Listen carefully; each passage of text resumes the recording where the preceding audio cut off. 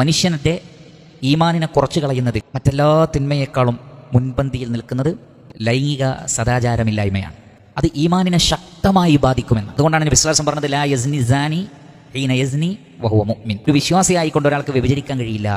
കാരണം അത് ഈമാനിന് ഘടകവിരുദ്ധമായി നിൽക്കുന്ന കാര്യമാണ്. അതുകൊണ്ട് നോമ്പിന്റെ പകലിൽ അനുവദിക്കപ്പെട്ട ഇണകളെപ്പോലും ഒഴിവാക്കാൻ അല്ലാഹു സുബ്ഹാനഹു വ തആല പറഞ്ഞത് ലൈംഗിക വിഷയത്തിൽ ആത്മനിയന്ത്രണം ഉള്ളവരായി തീരാൻ വേണ്ടിയാണ്. അതുകൊണ്ടാണ് നോമ്പുകാരൻ മനഃപൂർവ്വം ഭക്ഷണം കഴിച്ചാൽ അത് വലിയ തെറ്റാണ്.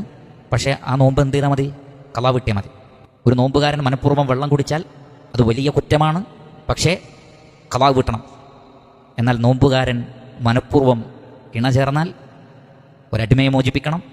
അതിന് പറ്റിയിട്ടില്ലെങ്കിൽ തുടർച്ചയായി 2 മാസം നോമ്പ് നോൽക്കണം. അതിനും പറ്റിയിട്ടില്ലെങ്കിൽ 60 പാവങ്ങൾക്ക് ഭക്ഷണം നൽകണം. നോക്കൂ നിങ്ങൾ, അത് ഈ കാര്യത്തിൽ, കാരണം നോമ്പിൻ്റെ ഏറ്റവും പ്രധാന ലക്ഷ്യങ്ങളിലൊന്ന് ഈ വിഷയത്തിലുള്ള നിയന്ത്രണം മനുഷ്യൻ പഠിക്കലാണ്.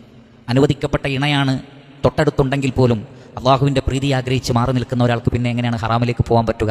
അതുകൊണ്ട് അല്ലാഹു സുബ്ഹാനഹു വ തആല പറഞ്ഞു, വഖുൽ ലിൽ മുഅ്മിനീന യഗ്ദൂ മിൻ അബ്സാരിഹിം വയഹ്ഫളൂ ഫുറൂജഹും. മുഅ്മിനുകൾ അവരുടെ ദൃഷ്ടികൾ താഴ്ത്തട്ടെ. കാരണം കണ്ണുകൊണ്ടുള്ള വ്യഭിചാരം വലിയ വ്യഭിചാരത്തിലേക്ക് നിങ്ങൾ എത്തിക്കും. കാതുകൊണ്ടുള്ള വ്യഭിചാരം വലിയ വ്യഭിചാരത്തിലേക്ക് നിങ്ങൾ എത്തിക്കും. എത്രയെത്ര ചെറിയ സംഭാഷണങ്ങളാണ് വലിയ വ്യഭിചാരത്തിലേക്ക് എത്തിച്ചത്. എത്രയെത്ര ചെറിയ മെസ്സേജുകളാണ് കുടുംബ ബന്ധങ്ങളെ തകർത്ത് കളഞ്ഞത്. അതുകൊണ്ട് അതിലേക്കുള്ള വസീലകളെ അടച്ചു കളയുക.